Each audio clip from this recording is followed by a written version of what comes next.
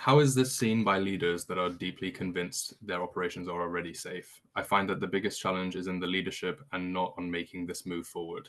Do you have any suggestions based on your experience? Peter, what's your take on that? Well, I think that the classic example is the BP Macondo disaster, right? So um, when they were actually the day of the catastrophe, they were celebrating, I believe it was 7 years without major accident or something like that.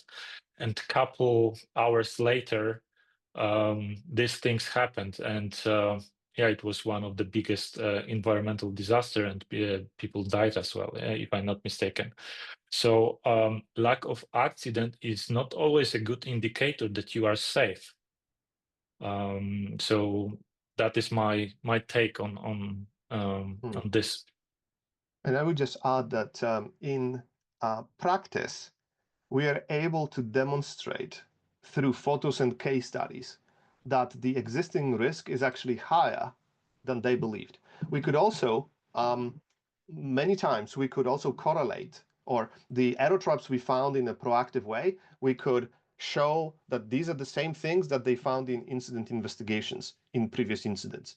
And now that takes us to the building a business case, because if you now wait for an incident to find those error traps, your costs are incomparably higher compared to the cost of finding it out in a proactive way.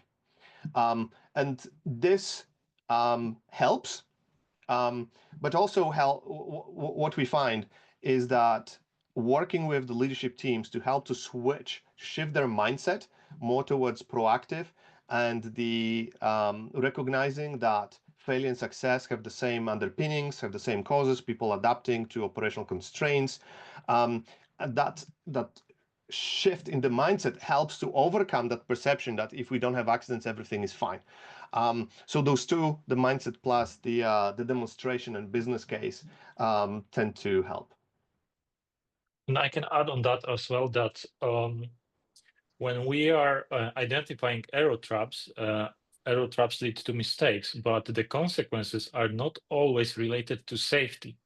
So if they are hesitant about safety because they think that they are safe, there are concerns about productivity, efficiency, quality.